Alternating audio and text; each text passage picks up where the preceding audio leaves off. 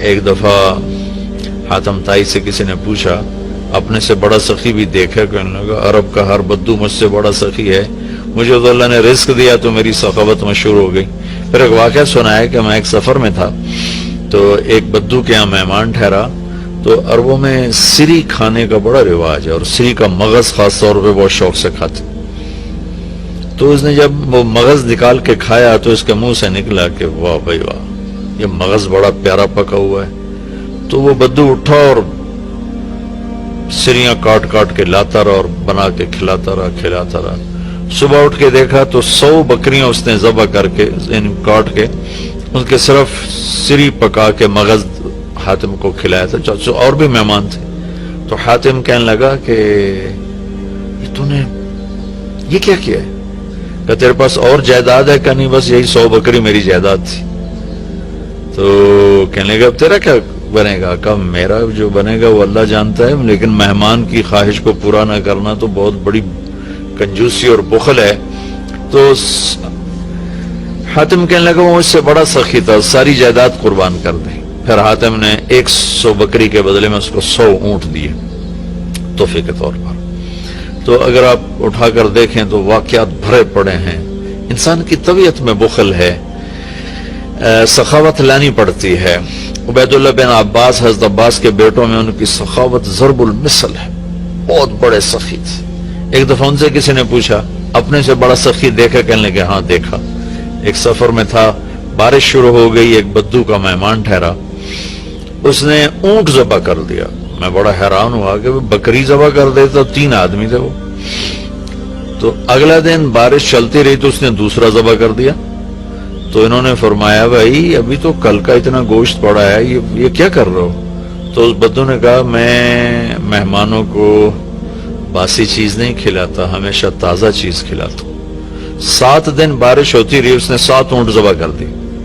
وہ ضائع نہیں ہوتے تھے، وہ اس گوشت کو سکھا لیتے تھے، صحرا میں وہ سکھا کر پھر وہ کھاتے رہتے تھے۔ تو 8ویں دن بارش ختم ہوئی تو وہ بدو نکلا ہوا تھا اپنے کسی کام کو یا اپنے جانور چرانے۔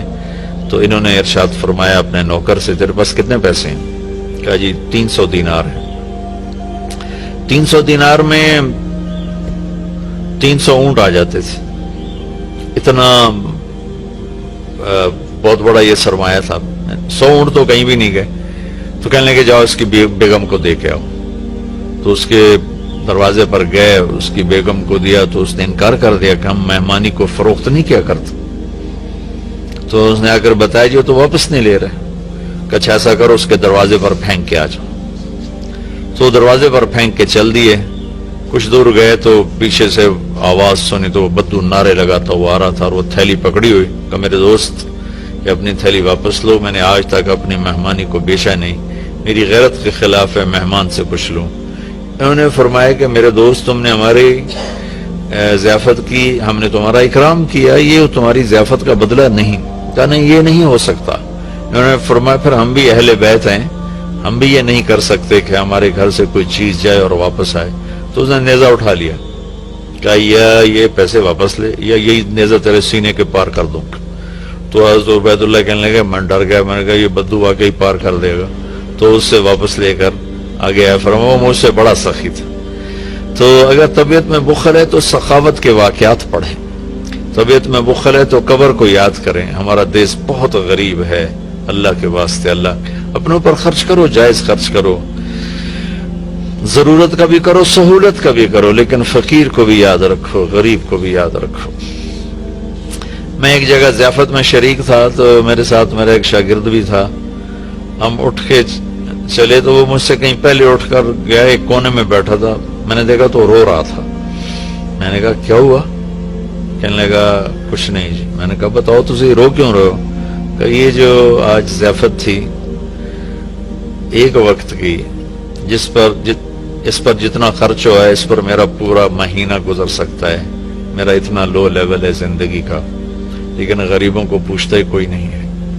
تو سخی بننا اللہ کو پسند ہے اور بخیل اللہ کا دوست ہو نہیں سکتا، اور جب تک زکوٰۃ ادا نہیں کرے گا جنت میں جا نہیں سکتا۔ فَتُقْوَى بِهَا جِبَاهُهُمْ وَجُنُوبُهُمْ وَظُهُورُهُمْ هَذَا مَا كَنَزْتُمْ لِأَنفُسِكُمْ۔ زکوٰۃ نہیں ادا کی تو اللہ حفاظت فرمائے وہی مال پھر گرم کر کے جسم پہ لگایا جائے گا. تو عورتیں زکوٰۃ ادا نہیں کرتی، مرد نہیں کرتے. 100 میں 10% نمازی تو ہیں، لیکن 100 مالدار اکٹھے کروں تو ایک زکوٰۃ دینے والا نہیں ہے. کوئی 10,000 میں جا کر کوئی ایک آدھ ملتا ہے. اللہ کے واسطے اپنی اس کی عادت ڈالیں. اللہ تعالیٰ کو حضرت ہاشم کا واقعہ سناتا ہوں، بہت مزیدار واقعہ ہے. سفر میں جا رہے تھے تو صحرا کا سفر تھا. ایک جگہ پہنچے تو خیمے کے سامنے ایک خاتون بیٹھی تھی. تو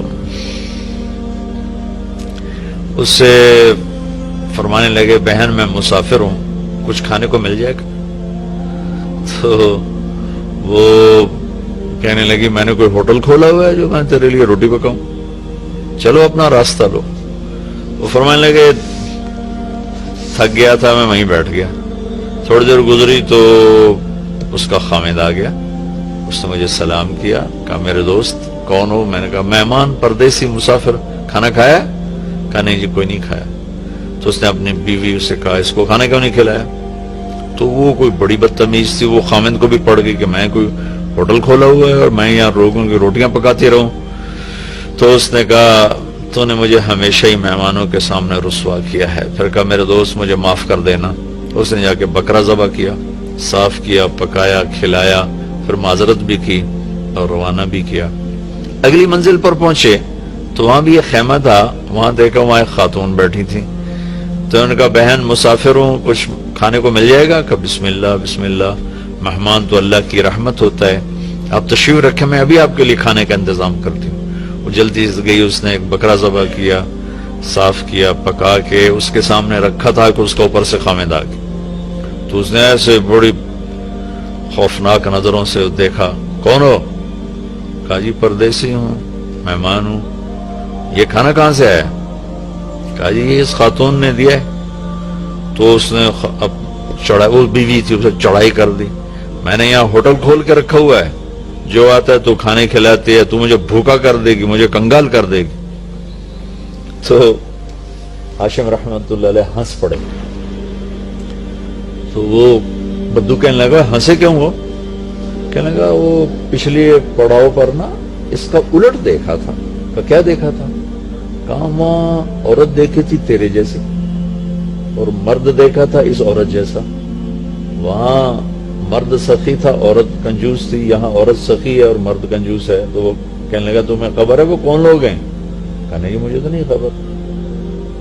کہا وہ عورت میری بہن ہے اور یہ عورت اس کی بہن ہے.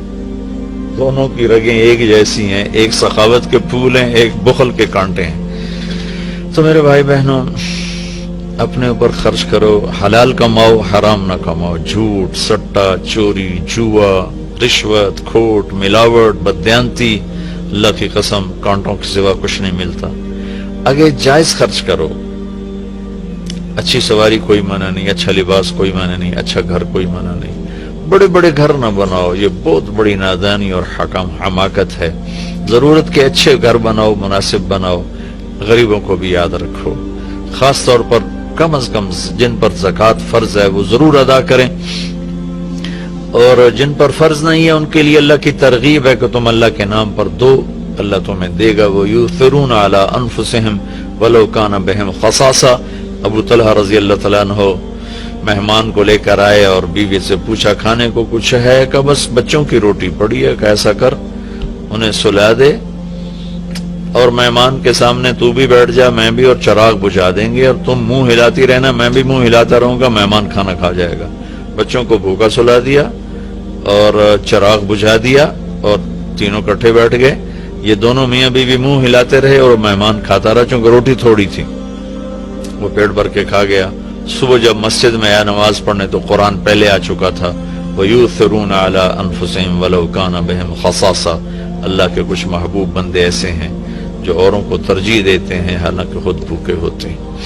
حضرت علی رضی اللہ تعالیٰ عنہ اور حضرت فاطمہ رضی اللہ تعالیٰ عنہما دونوں بچے بیمار ہو گئے تو اللہ کے نبی نے فرمایا کہ بیٹا کوئی منت مان لو. تو دونوں نے روزے کی منت مانی. تو گھر میں کچھ تھا نہیں تو شمعون یہودی سے کچھ اون لے کر آئے حضرت علی رضی اللہ تعالیٰ عنہ، اس کو فاطمہ رضی اللہ تعالیٰ عنہ نے صاف کیا، تو کچھ تھوڑے جو ملے اس کو پیس کر انہوں نے روٹیاں بنائیں اور افطاری کے لیے سامنے رکھا اور بیٹھے تھے کہ آواز آئی، مسکین ہوں اللہ کے نام پر کچھ دو۔ تو میاں بیوی نے دونوں کو دیکھا اور دونوں روٹیاں اٹھا کے اس فقیر کو دے دی، اپنے لیے ایک نوالا بھی نہیں بچایا۔ اگلے دن پھر روزہ رکھا اور شمون یہودی سے وہ اون لے کر آئے، صاف کیا، کھانے پر بیٹھے، آواز آئی، یتیم ہوں اللہ کے نام پر کچھ دو۔ تو دونوں روٹیاں اٹھا کر ان کو دے دی، پانی پہ روزہ رکھا۔ اگلے دن پھر ایسا ہوا، پھر کھانے پر بیٹھے، پھر آواز آئی، قیدی ہوں اللہ کے نام پر کچھ دو۔ دونوں روٹیاں اٹھا کے ان کو دے دی۔ اور چوتھے دن بے حال ہو گئیں، اللہ کے نبی آئے تو گلے لگایا، رو پڑی، تو اللہ نے اسے قرآن اتارا، یطعمون الطعام علی حبہ مسکینا ویتیما واسیرا، کہ میرے کچھ بندے ایسے ہیں جو خود بھوکے ہوتے ہیں لیکن کھانا کھلاتے ہیں مسکینوں کو، یتیموں کو، قیدیوں کو۔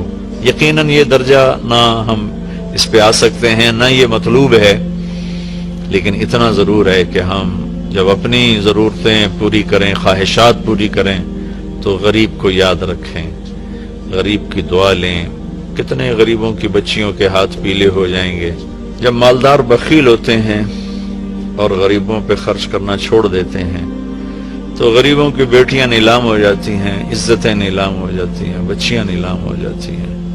میرا تو بازار حسن بھی جانا ہوتا ہے تبلیغ کے سلسلے میں، بھوک کی ستائی ہوئی بچیاں اپنی عزتیں بیچ رہی ہوتی ہیں۔ آپ یقین مانیں ان کی داستانیں سن سن میرا کلیجہ پھٹ گیا۔ نچانے والے اسی طرح سیٹھ صاحب بھی ہیں، شیخ صاحب بھی ہیں، سردار صاحب بھی ہیں، میاں صاحب بھی ہیں، ماہر صاحب بھی ہیں، چودھری صاحب بھی ہیں، افسر صاحب بھی ہیں۔ ناچنے والی طوائف بن گئی، رنڈی بن گئی،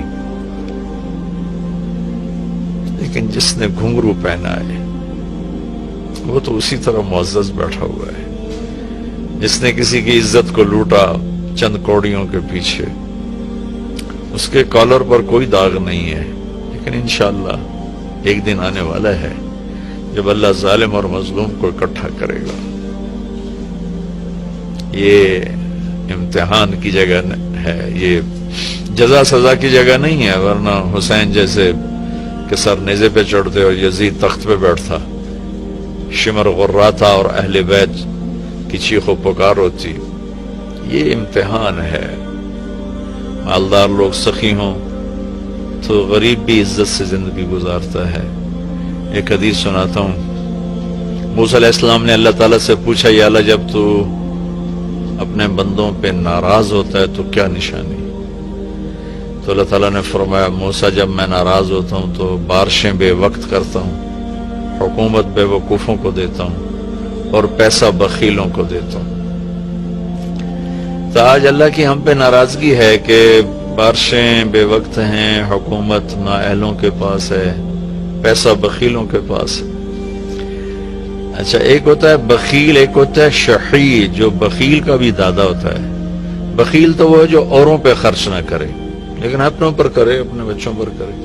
شحیح وہ ہوتا ہے جو کم بخت نہ اپنوں پر خرچ کرے، نہ اوروں پہ کرے، نہ بچوں پہ کرے، نہ بیوی پہ کرے، صرف گن گن کے خوش ہوندہ رہے، لاکھ ہو گیا، کروڑ ہو گیا، ارب ہو گیا، خرب ہو گیا، چوتھے دن قبرے جا ڈٹھا، ہر شے ختم برباد ہو گئی۔ یہ شحیح ہے۔ تو پھر موسیٰ علیہ السلام نے پوچھا، یا اللہ جب تو راضی ہوتا ہے تو کیا نشانی ہے؟ تو اللہ تعالیٰ نے فرمایا، موسیٰ جب میں راضی ہوتا ہوں، امطر علیہم ابان زرعہم امنعہ ابان حصادہم، جب راضی ہوتا ہوں تو جب کھیتی کاش کرتے ہیں تو بارش دیتا ہوں پھلے پھولے، اور روک لیتا ہوں جب پک جاتی ہے تاکہ کاٹ کے گھر لے آئیں۔ وَأَجْعَلُ الْمُلْكَ فِي حُلَمَائِهِمْ، اور حکومت سمجھدار نیک لوگوں کو دیتا ہوں، وَالْمَالَ فِي سُمْحِ